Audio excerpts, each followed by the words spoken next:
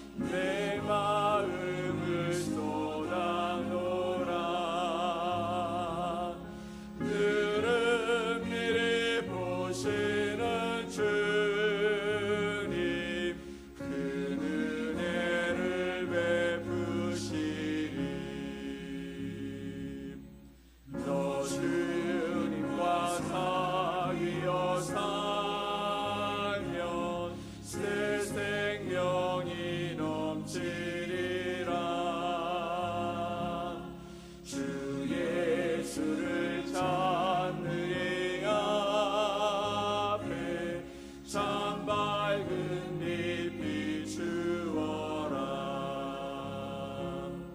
주 예수께 조용히 나가 내 마음을 쏟아놓으라. 들은 미리 보시는 주님 그 은혜를 베푸시리.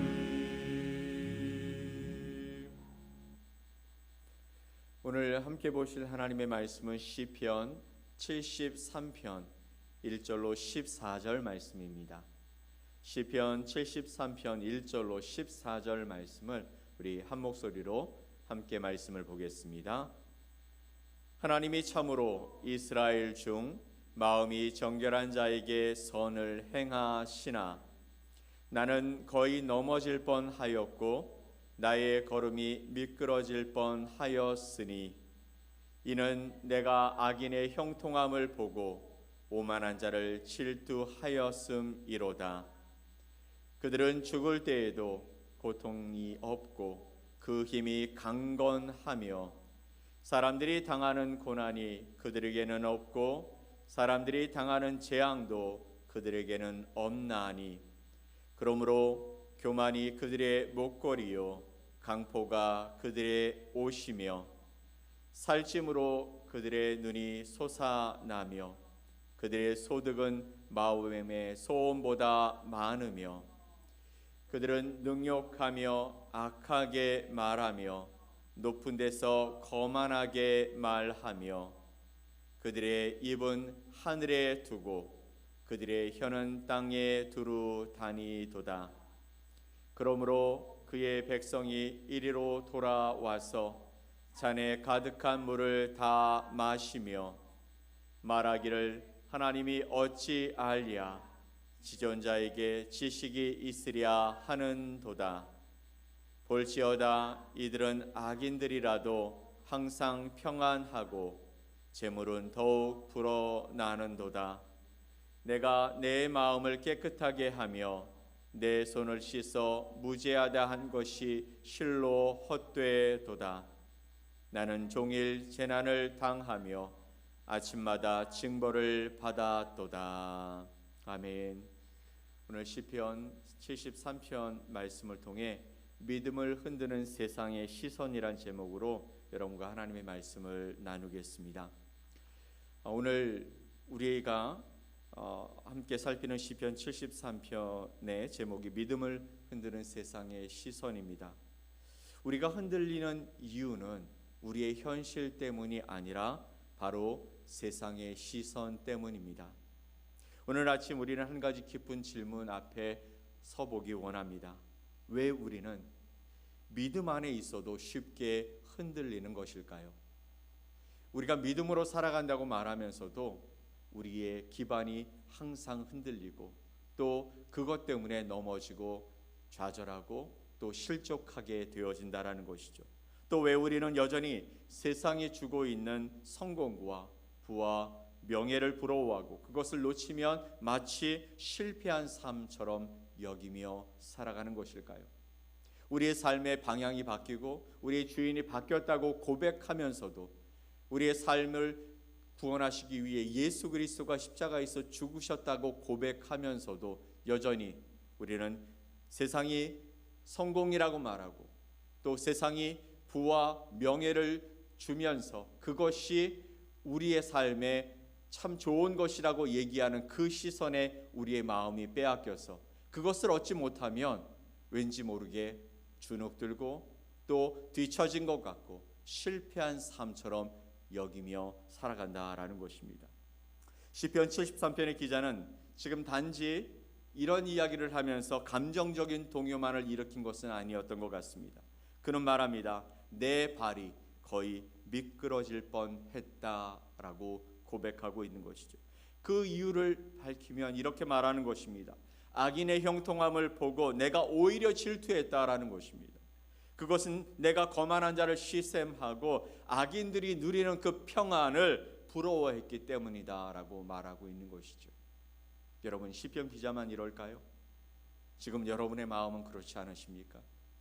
우리는 우리가 보고 있는 그것 때문에 우리가 느끼고 있는 그 감정들 때문에 무너지고 또 부러워하고 또 왠지 모르게 부러워하는 것을 드러내지는 않지만 그것 때문에 우리 마음이 상하고 있지는 않으십니까? 바로 그런 모습 때문에 바로 이 시편 기자는 하나님의 말씀이 아닌 세상에 만들어낸 형통의 이미지를 바라보며 하나님 앞에 이렇게 고백하고 있는 줄도 모르겠습니다. 오늘 이 말씀을 통해서 우리도 우리의 시선이 세상이 만든 형통의 이미지에 고정되어 있는 것은 아닌지 함께 살펴보고 하나님의 관점을 회복하는 시간이 되어지기를 간절히 소망합니다. 첫 번째 1절로 3절 말씀을 다시 한번 보면 좋겠습니다. 하나님이 참으로 이스라엘 중 마음이 정결한 자에게 선을 행하시나 나는 거의 넘어질 뻔하였고 나의 걸음이 미끄러질 뻔하였으니 이는 내가 악인의 형통함을 보고 오만한 자를 질투하였음이로다. 아멘. 형통에 대한 세상의 정의는 우리의 시선을 중독시킵니다. 세상은 끊임없이 말하는 것이죠. 너 믿는다고? 그런데 왜 그렇게 가난하고 힘들게 살아? 하나님을 믿는다면서 왜 여전히 문제에 시달리고 있니? 하나님이 도우시면 진학도 또 취업도 결혼도 모든 삶의 부분도 잘 되어야 되는 거 아니야? 그것 때문에 너 하나님 믿는 거 아니야? 라고 세상이 우리에게 끊임없이 이야기합니다. 이 질문은 외부에서만 오는 것이 아닌 것 같아요. 어느 순간 우리의 마음 속에서도 그 마음이 계속해서 그 이야기가 그 질문이 우리를 끊임없이 흔들어 놓고 있습니다. 또한 우리의 신앙 공동체 안에서도 이런 목소리가 계속해서 들리면서 어떻게 해요? 누구는 이렇게 성공했다더라. 누구는 이렇게 돈을 벌었다더라. 누구는 이번에 새로 아파트를 이사 갔는데 평수가 이렇게 늘었다더라. 누구는 이번에 차를 바꿨는데 그게 이만한 돈을 주고 샀다더라. 이런 목소리가 들리는 것이 사실이고 또 이것이 우리의 문제인 것 같습니다. 시편 기자도 마찬가지였던 것 같아요. 그는 하나님이 정결한 자에게 선을 베푸신다라고 처음에 고백하면서 시작했으나 그는 그 뒤에 넘어질 뻔했고 미끄러질 뻔했다. 왜냐하면 악한 자가 형통한 것을 보고 오만한 자가 그렇게 잘 되는 것을 보면서 내가 그렇게 되었다라고 고백하고 있는 것이죠. 그것이 진짜 세상의 이치라고 생각했습니다. 하나님이 정결한 자에게 선을 베푸시는 것이 정말 하나님의 방법이고 하나님이 믿는 자들을 세우시는 그런 길이라고 생각했습니다. 그것을 믿었습니다. 하지만 현실이 너무나 달랐다라는 것이죠. 교만하고 무례한 자들이 고통 없이 잘 살고 돈 그리고 미래에 대한 걱정 없이 살아가고 오히려 정직한 자들이 손해를 보며 살아가는 그런 세상을 바라보면서 그는 실족하고 있는 것이죠. 여기서 우리는 이런 질문을 해보아야 할 것 같아요. 우리가 형통이라고 말하는 그 기준은 도대체 어디서 온 것일까? 우리가 세상의 성공이라고 얘기하고 그것이 복이라고 생각하는 믿는 자로서 말입니다. 믿는 자로서 저와 여러분이 이렇게 생각하고 있는 그 형통, 특별히 재정을 얻는 것, 또 건강하게 살아가는 것, 그리고 세상적으로 명예와 또 권력을 얻는 이 모든 것들을 우리가 형통이라고 말하고 복이라고 얘기하는데 이 이야기는 성경적인 것인가 아니면 세상에 의해서 만들어진 것인가 하는 것입니다. 여러분 성경 안에서도 하나님이 인정하시고 하나님이 사랑하시고 하나님이 사용하시는 자들에게 부와 명예와 권세를 주셨습니다. 아브라함도 그랬고 요셉도 그랬고 그리고 다니엘도 다윗도 에스더도 롯도 믿음의 사람들 가운데 이런 복을 받고 살아간 사람들이 많습니다. 그들에게 하나님이 물질에 큰 복을 주시기도 하셨습니다. 높이 들어 그들을 사용하시기도 하셨습니다. 그리고 그들의 명예가 땅에 떨어진 것이 아니라 하나님께서 그를 높이 드셔서 하나님의 귀한 은혜 가운데 살아간 자들이 어떤 사람들이었는지를 보여주시는 놀라운 명예도 얻었습니다. 하지만 성경은요, 그것을 형통이고 복이라고만 말씀하시지 않습니다. 이것은 우리가 조금 다른 시선으로 바라봐야 할 것은 무엇이냐면, 하나님 앞에 쓰임받은 그들에게 하나님이 주셨던 그런 결과물이었다라는 것이죠. 하나님의 말씀에 순종하였더니 하나님이 그들을 그렇게 만들어 가셨다라는 것입니다. 물론 다 그렇다는 것은 아닙니다. 성경은요, 성경의 복은 꼭 부와 명예와 권력에만 있지 않습니다. 성경이 말하는 진짜 복은 하나님과의 관계이고, 그것을 복이라고 말하고 형통이라고 말하는 것이죠.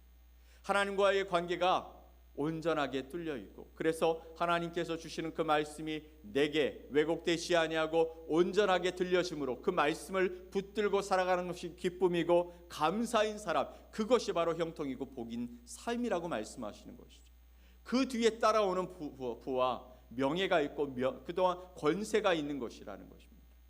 여러분, 이것을 바꾸면 문제가 생기는 것이죠. 하나님과의 관계가 온전하지 않은데 부와 명예와 권세가 있다고요? 그러면 망할 수 있습니다. 그것은 복이 아니고 형통이 아닌 것이. 그런데 하나님과의 관계가 정말 아름답게 소통되어지고, 그곳에서 하나님이 말씀하시는 것이 왜곡 없이, 또 우리가 하나님을 바라보면서 감사와 기쁨이 자연스럽게 나오는 그 관계라면, 그러면 그것이 부와 명예와 권세, 이것이 없을지라도 그것은 복이고 형통한 삶이라는 것입니다. 이것이 하나님이 말씀하시는, 성경이 말씀하시는 복이며 형통인 줄 믿으시기 바랍니다.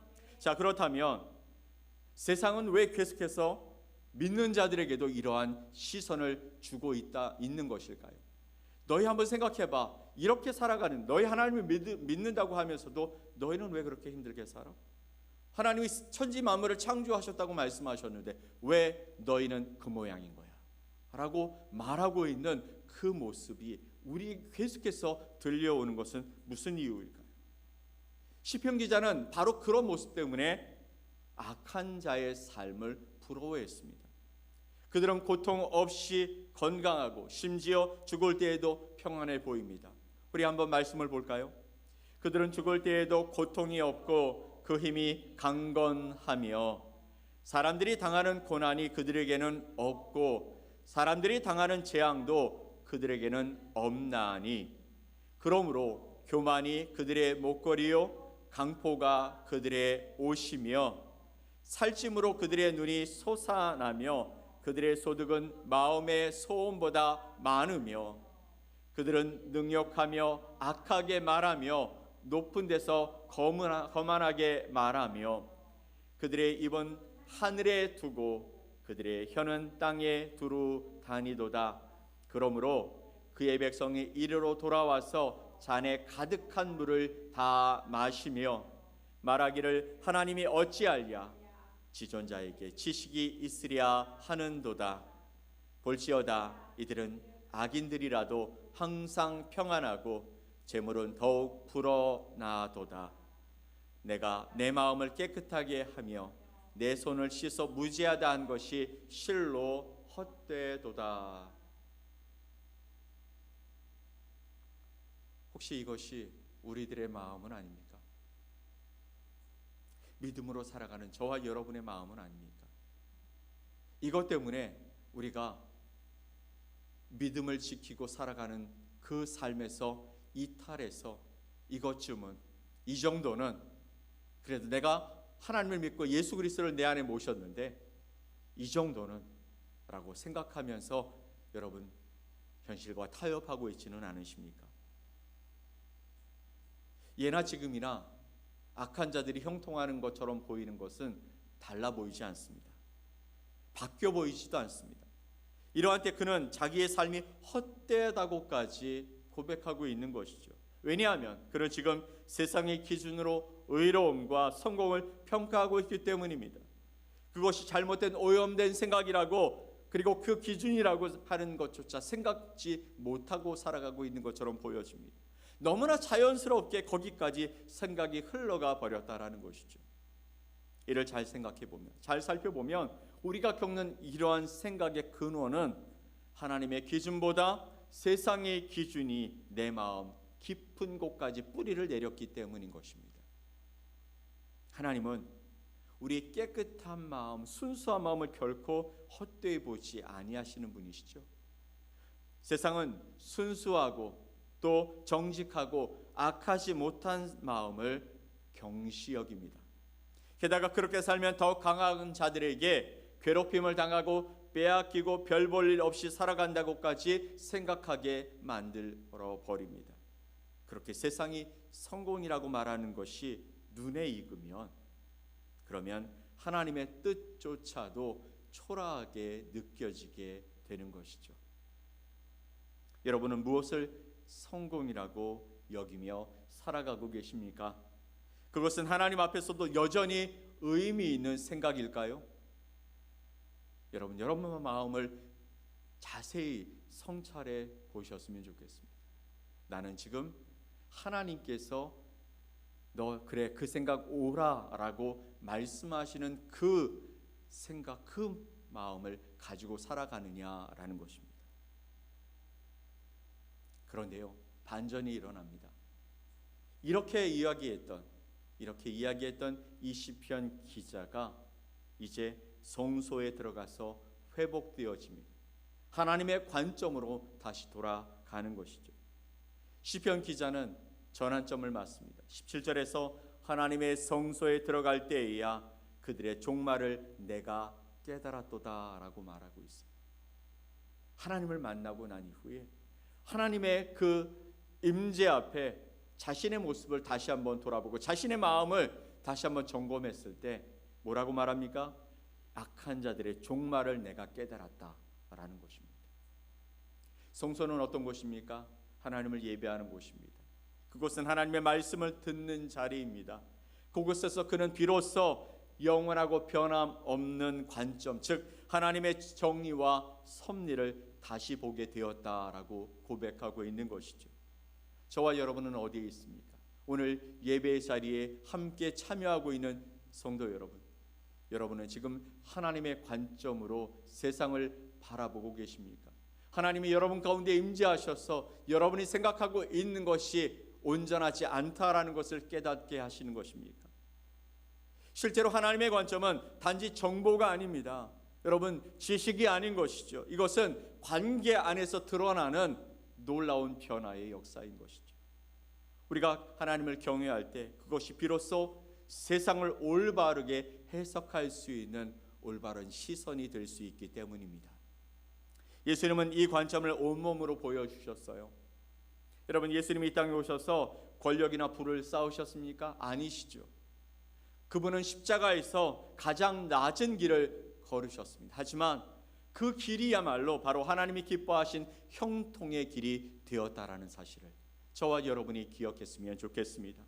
그러므로 세상이 성공이 아니라 하나님의 임재가 나의 복임을 믿으시기 바랍니다. 사랑하는 성도 여러분, 오늘 우리의 마음속 질문은 이렇게 정리되어야 할 것 같습니다. 나는 세상의 시선에서 내 삶을 평가하고 있지는 않은가? 하나님을 경외하고 따르는 그 자체가 나에게 복이 되고 있는가라는 것입니다. 내가 지금 따르고 있는 그 길이 복이라면, 그렇다면 여러분 다른 복을, 다른 기준을 가지고 살아가는 그것을 여러분 놓아 주셔야 합니다. 놓아야 합니다. 버려야 하는 것이죠. 하나님이 주시는 그 길이 내게 기쁨이 되고 그것에서 감사하며 내가 그것이 진짜 맞다라고 결정한다면 세상이 우리에게 이야기하고 있는 재물과 또 명예와 권력과 또 우리 주변에 일어나는 잘 되는 것 같은, 그러면서도 무엇인가 내 마음속에 온전치 않은 그 마음들이 일어나고 있는 그것은 이제 내려놓으셔야 하는 것이죠. 하나님이 여러분을 기뻐하시면 그것조차도 주실 수 있는 분 아닙니까? 여러분, 그렇다면 그분께 올인하는 것이 맞습니다. 시편 기자는 마침내 이렇게 고백하고 있는 것이죠. 하나님께 가까이함이 내게 복이라. 내가 주 여호와를 나의 피난처로 삼아 주의 모든 행적을 전파하리이다. 아멘. 하나님께 가까이함이 내게 복이라. 오늘 하루 세상이 주는 성공의 이미지에 흔들리기보다 하나님을 향한 시선으로 다시 돌아서십시다. 하나님께 가까이함이 내게 복이라. 그냥 그렇게 우리가 생각했던 그 성경이 이야기하는 그런 이야기가 아니라 진짜 여러분이 하나님께 가까이 했더니 하나님이 내게 복이 되셨다라는 그런 경험과 체험이 여러분의 삶에서 일어나기를 간절히 소망합니다. 그 시선이 우리를 다시 일으키고 진정한 형통의 길로 걸어가게 하실 그 하나님을 붙들고 살아가는 저와 여러분 되시기를 예수 그리스도 이름으로 간절히 축원드립니다. 아멘. 우리 함께 기도하겠습니다. 하나님 아버지 감사합니다. 믿음을 흔드는 세상의 시선 속에서 우리가 회복해야 할 것은 하나님께 우리의 마음을 두고 하나님이 뭐라 말씀하시는지 우리의 삶을 통해서 다시 회복해야 할 하나님의 관점인 줄 믿습니다.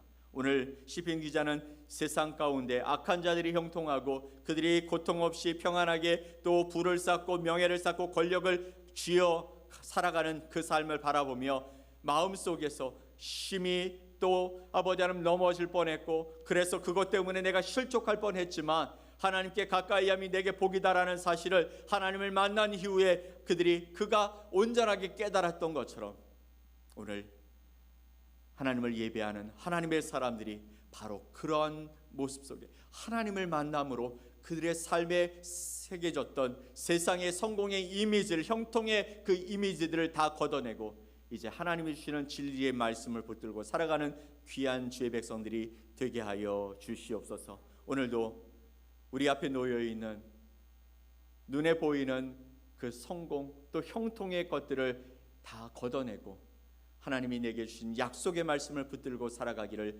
결정하는 거룩한 주의 백성들이 될 수 있도록 오늘도 주의 은혜로 붙잡아 주시옵소서.